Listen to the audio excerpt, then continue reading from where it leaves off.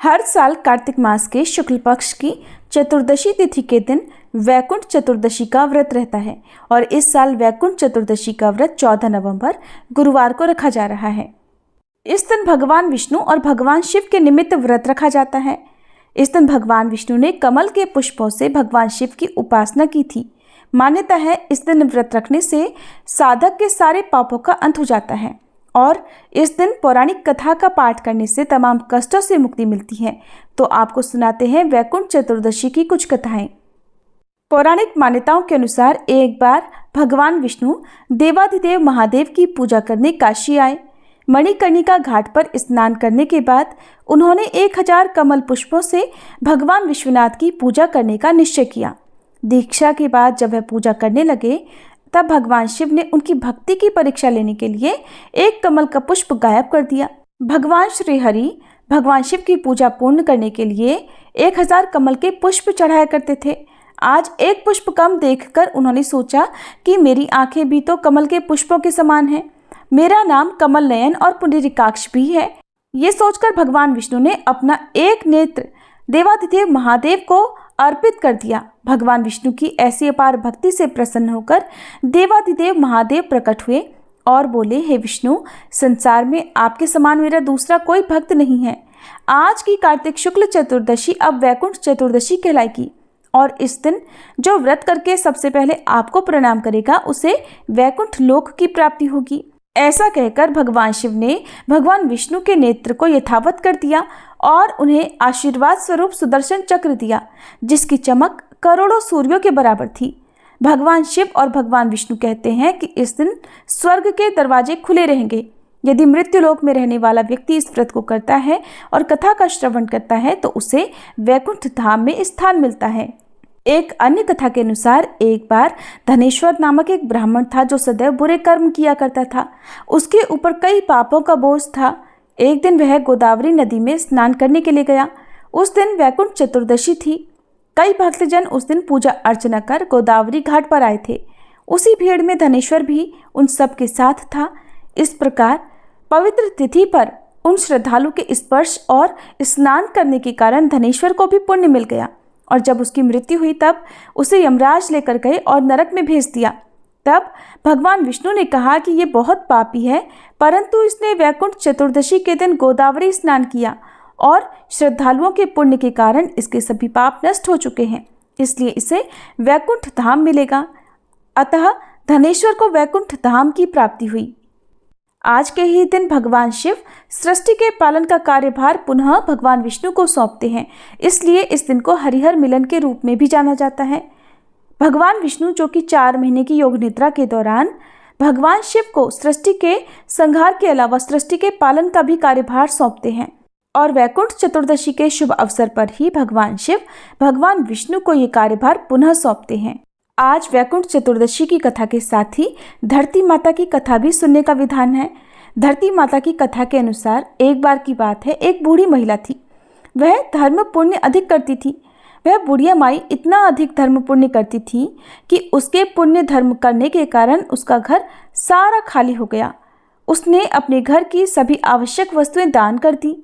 इसी तरह एक दिन उसके अत्यधिक धर्म पुण्य करने के कारण धर्मराज जी का सिंहासन डोलने लगा। तब धर्मराज जी कहने लगे कि ऐसा कौन दानी हो गया जिसने धार्मिक कार्य करके मेरे सिंहासन तक को हिला दिया। इसके बाद धर्मराज जी कहने लगे कि अगर ये दानी इसी प्रकार दान पुण्य करता रहेगा तब तो एक दिन यह मेरे सिंहासन को छीन लेगा। तब उन्होंने अपने दूत से कहा कि इस दानी का पता लगाओ और फिर धर्मराज जी ने इस कार्य के लिए यमराज जी को भेज दिया। यमराज जी ने दानी का पता लगाते हुए धरती पर आकर एक कोढ़ी व्यक्ति का रूप धारण कर लिया और फिर वह कोढ़ी का रूप धारण करके उसी गांव में आ गया जहां वह दानी बूढ़ी माई रहा करती थी। वह कोढ़ी सारा दिन गांव में कपड़ा मांगते हुए घूम रहा था, लेकिन किसी ने भी उसे तन ढकने के लिए कपड़ा नहीं दिया। सर्दियों का समय था, कड़ाके की ठंड पड़ रही थी और वह कोढ़ी फटे पुराने भेष में ठंड से ठिठुरते हुए सभी के घरों के दरवाजे के सामने से गुजरते हुए आवाज़ लगाता जा रहा था कि कोई मुझे कपड़ा दे दो, कोई मुझे कपड़ा दे दो। लेकिन किसी ने भी उसकी आवाज़ नहीं सुनी और न ही इस बात की परवाह की कि वह भीषण ठंड में बिना कपड़ों के घूम रहा है। वह कोढ़ी इसी तरह पूरे गांव में सारा दिन भर घूमता रहा। अब रात का समय हो चला था कि तभी उस बूढ़ी माई को यह आवाज़ सुनाई पड़ी। तब उसने अपनी बहू से कहा कि बहू उठो और जाकर देखो तो कि बाहर कौन है। मुझे तो यह किसी मंगते भिखारी की आवाज़ लगती है। लगता है उसे सर्दी लग रही होगी। शायद तुम बाहर जाकर देखो और उससे पूछो कि उसे क्या चाहिए। तब बहू अपनी सास की बात सुनकर कहने लगी कि माँ जी, आपके द्वार पर तो कोई ना कोई आता ही रहता है मांगने के लिए। ना तो आप दिन में चैन लेती हैं और न ही रात में हमें सोने देती हैं। आधी रात बीत चुकी है माँ जी, आप भी सो जाओ और हमें भी सोने दो। हम इस समय बाहर नहीं जाएंगे। आपको तो नींद आती नहीं है और हमें भी नहीं सोने देती। इस तरह कहकर बड़ी 3 बहुओं ने घर के बाहर जाने के लिए मना कर दिया। जब चौथे बहू की बारी आई तो बहू कहने लगी कि माँ, आप निश्चिंत रहिए, मैं जाकर देखती हूँ कि बाहर कौन आया है। फिर चौथी बहू घर से बाहर आकर देखती है कि बाहर द्वार के एक कोढ़ी बैठा हुआ है। तब बहू ने उस कोढ़ी से पूछा कि बाबा, आपको क्या चाहिए। तब वह कोढ़ी रूप धारण किए हुए यमराज जी कहने लगे कि मैं कोढ़ी हूँ, मुझे सर्दी लग रही है, आप तन ढकने के लिए मुझे कोई वस्त्र दे दीजिए। ये सुनकर बहू घर के भीतर चली गई और अंदर जाकर उसने अपनी सासू माँ को सारी बात बताई। बहू की बात सुनकर बूढ़ी माई कहने लगी, बहू, तेरे पिताजी के ऊपर जो कंबल है वही कंबल ले जाकर उस कोढ़ी को दे दो। ये सुनकर बहू कहने लगी, नहीं माँ जी, अगर ऐसा किया तो पिताजी तो ठंड के मारे मर जाएंगे। तब बूढ़ी माई ने अपनी बहू से कहा, तो बहू, ये जो मेरे ऊपर गुदड़ी है ये अपने पिताजी के ऊपर डाल दे और उनका कंबल ले जाकर उस जरूरतमंद भिखारी को दे दे। हम तो फिर भी घर के भीतर हैं, दरवाजे बंद करके बैठे हैं, लेकिन उस गरीब भिखारी के पास तो कुछ भी नहीं है। इस एक कंबल को ओढ़ने से उसकी सर्दी कुछ तो कम होगी। इसके बाद बहू ने अपनी सास की बात मानी और बात को मानते हुए वह कंबल लेकर गई और बाहर द्वार पर बैठे उस भिखारी कोढ़ी को दे दिया। वह भिखारी उस कंबल को लेकर उस द्वार से उठकर वहां से चल पड़ा। इसके बाद कोढ़ी भिखारी वेश बनाए हुए यमराज जी अपने वास्तविक रूप में आकर धर्मराज जी के पास आकर कहने लगे कि प्रभु, ये लो कंबल।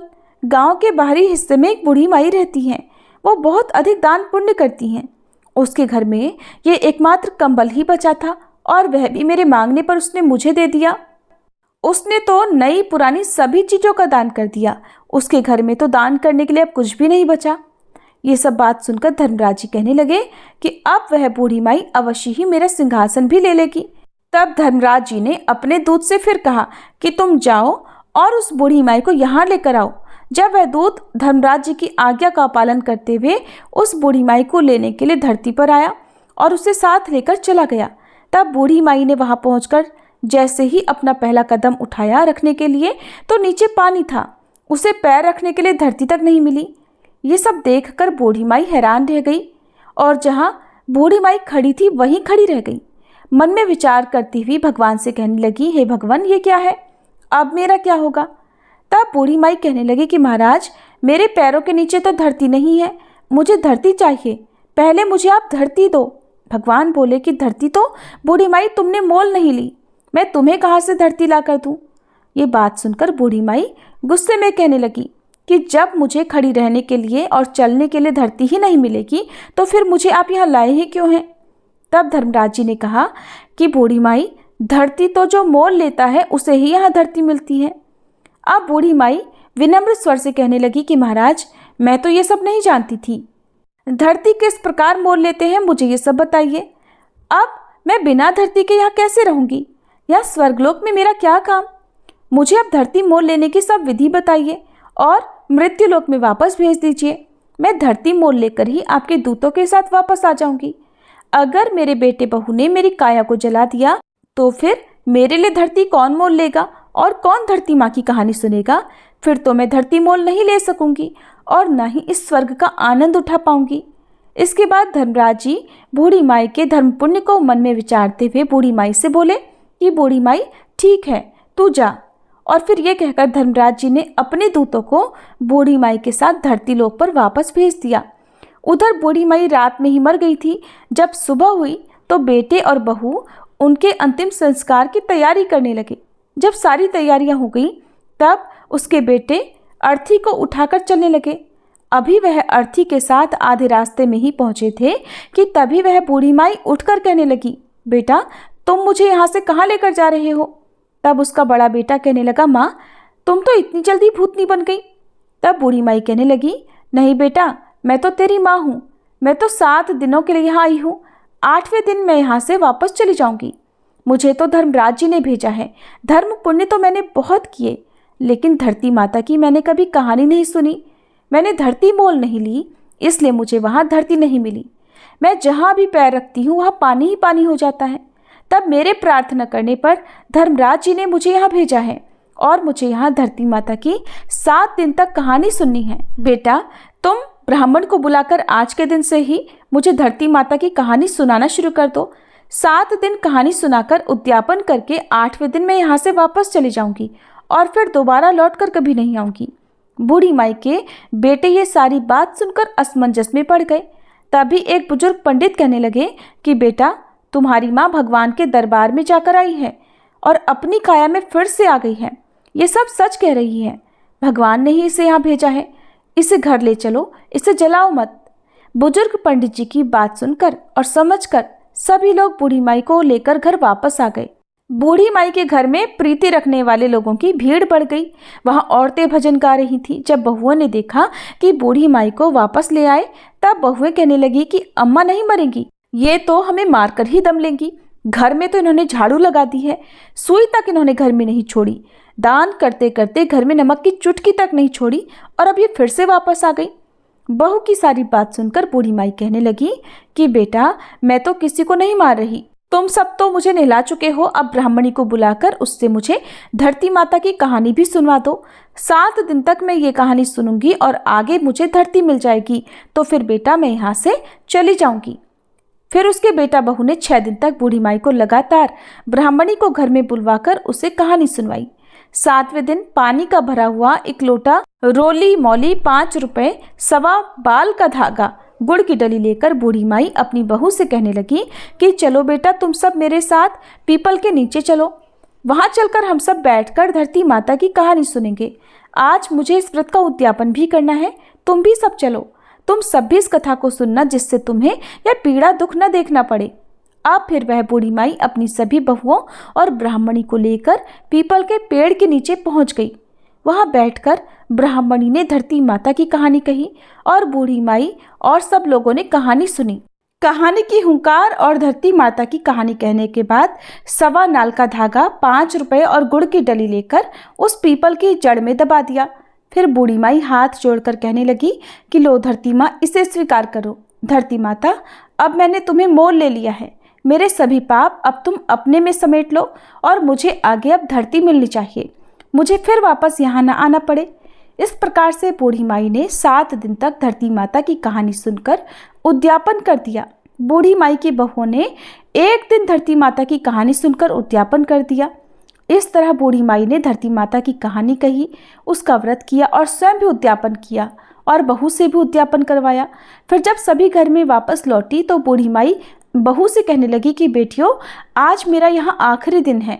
आज मुझे सभी प्रकार का भोजन करा दो, मैं चली जाऊंगी और दोबारा लौट कर कभी नहीं आऊंगी। तब बहुएं उससे कहने लगी, क्या खिलाएं और कहाँ से लाएं? घर में तुमने कुछ छोड़ा है क्या? तब बड़ी बहू उन सभी को कहने लगी, कोई बात नहीं, तुम इतना कड़वा मत बोलो। मैं कुछ प्रबंध करती हूँ, मैं अभी पड़ोस में जाकर आती हूँ। माँ के करने के लायक भोजन तो मिल ही जाएगा। ऐसा बोलकर बड़ी बहू अपने पड़ोस में घरों में जाकर किसी से कुछ मांगने लगी तो किसी से कुछ मांगने लगी। इस तरह उसने अपनी सास के लिए सभी प्रकार का भोजन तैयार किया और फिर सास को जिमा दिया। तो बूढ़ी माई अपने बेटे बहुओं से बोली कि बेटा, तुम सभी भोजन जिम लो। और फिर सभी ने थोड़ा थोड़ा भोजन कर लिया। तब बूढ़ी माई उन सब से फिर कहने लगी कि बेटा, मैं कल सुबह 4 बजे यहाँ से चली जाऊँगी और अब यहाँ नहीं रहूँगी। आज मेरा यहाँ आखिरी दिन है, रात के 12 बज गए हैं, तुम सब भी जाकर सो जाओ। बेटों के मना करने के बाद भी उन सभी को बूढ़ी माई ने सोने के लिए भेज दिया। सभी अपनी अपनी जगह पर जाकर सो गए। अब अपने निर्धारित समय पर भगवान का विमान आया और बूढ़ी माई को लेकर चला गया। आगे जाने पर बूढ़ी माई को अब धरती मिल गई। अब बूढ़ी माई भगवान से कहने लगी, हे प्रभु, आप मेरी एक और इच्छा पूरी कर दो। तब भगवान कहने लगे, अब तुम्हारी कौन सी इच्छा पूर्ण करूं? तब बूढ़ी माई बोली, मेरे घर में तो मैं कुछ भी छोड़कर नहीं आई हूं, मैंने तो सब कुछ दान कर दिया था, यहाँ तक कि मैंने गुड़, चाय, नमक ये तक नहीं छोड़ा।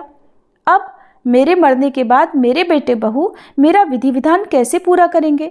जो मैंने दान धर्म किया है उसे 4 गुना करके आप लौटाइए। तब भगवान बोले कि ठीक है, मैंने दिया तेरा किया हुआ दान धर्म तेरे बेटे बहू को 4 गुना करके मैंने उन्हें लौटा दिया। बूढ़ी माई, अब तेरे घर में हर चीज की मौज होगी। इधर घर में जब सुबह हुई तो छोटी बहू उठकर सभी से कहने लगी, उठ जाओ, चाय पी लो। सासू माँ को तो खूब भोजन खिलाया हुआ है, ये तो अब उठेंगी नहीं। और फिर वह जेठानी के पास जाकर कहने लगी कि जाकर संभालो अपनी सास को, तुम उनकी लाडली बहू हो ना, वो तो अकड़ कर सोई हुई हैं और अब उठाई नहीं उठ रही। तब बड़ी बहू ने कहा कि अकड़ के तो क्या सोई होंगी, उनके बताए अनुसार 7 दिन बीत चुके हैं, आज 8वां दिन है, सास तो चली गई होंगी। फिर छोटी बहू कहने लगी कि जाकर संभालो अपनी सास को। ये सुनकर बड़ी बहू जल्दी जल्दी आकर सास को देखती है और फिर वह दौड़ती हुई अपने पति के पास जाकर कहती है कि आप क्या चाय पी रहे हैं? माँ तो गई, माँ को संभाल लो, उन्हें लाकर आंगन में सुला दो। जब बूढ़ी माई को लाकर आंगन में सुला दिया गया तब सबसे छोटी बहू कहने लगी, मैंने सदा आप सबकी सुनी है और आपकी हर बात मानी है, आज आप सब मेरी बात सुनो। और तब सभी कहने लगे कि बताओ। तब वह कहने लगी कि इस लोटे में भरे हुए पानी से सासू जी के छींटे लगा दो, नहलाई धुलाई तो पहले से ही है, अगर आप लोग रोए तो ये फिर वापस आ जाएगी, इन्हें पानी का छींटा देकर उठाकर ले जाओ।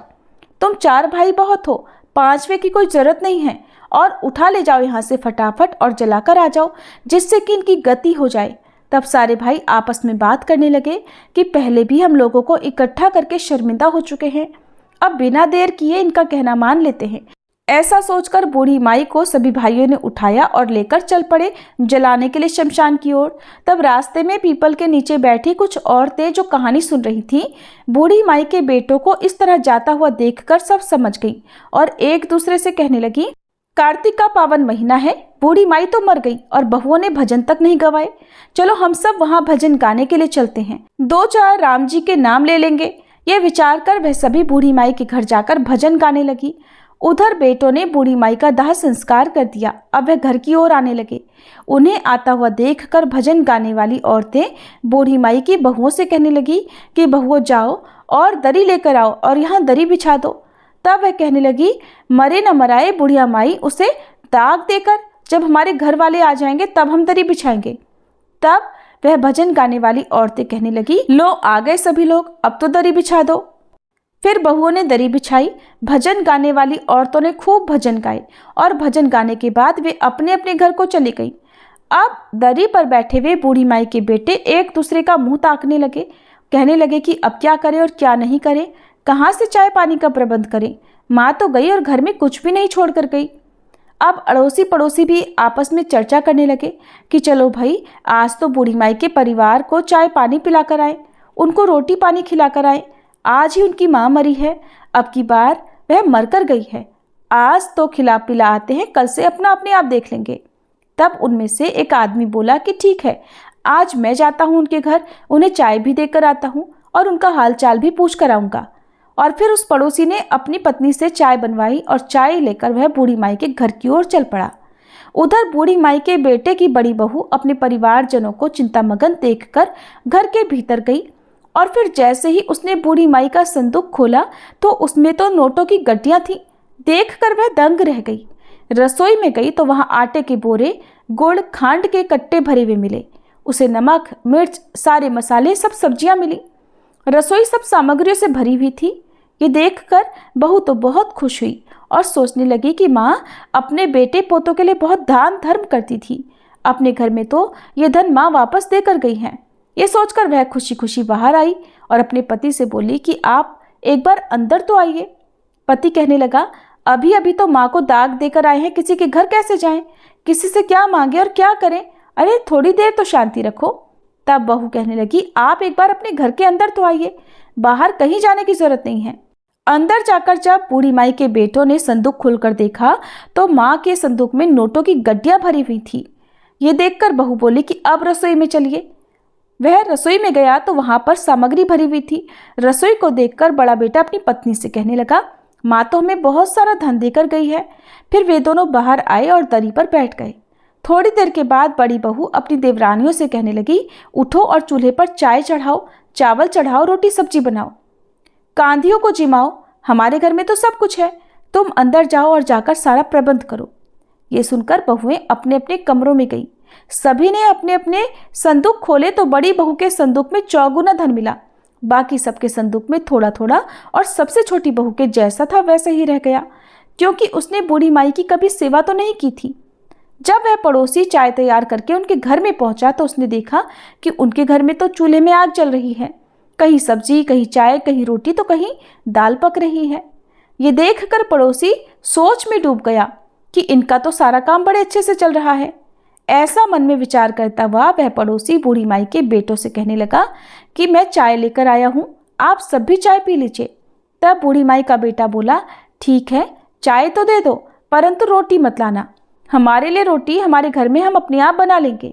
हमारी माँ तो हमें सब कुछ देकर गई है, उसने हमारे लिए ही तो दान पुण्य किया था, वो हमें सब कुछ देकर गई है। हे धरती माता, जैसे आपने बूढ़ी माई का अगला और पिछला सुधार किया, वैसे ही सबका सुधार करना। जैसे बूढ़ी माई को धरती मिली, वैसे ही धरती माता सबको मिले। सब बोलिए धरती माता की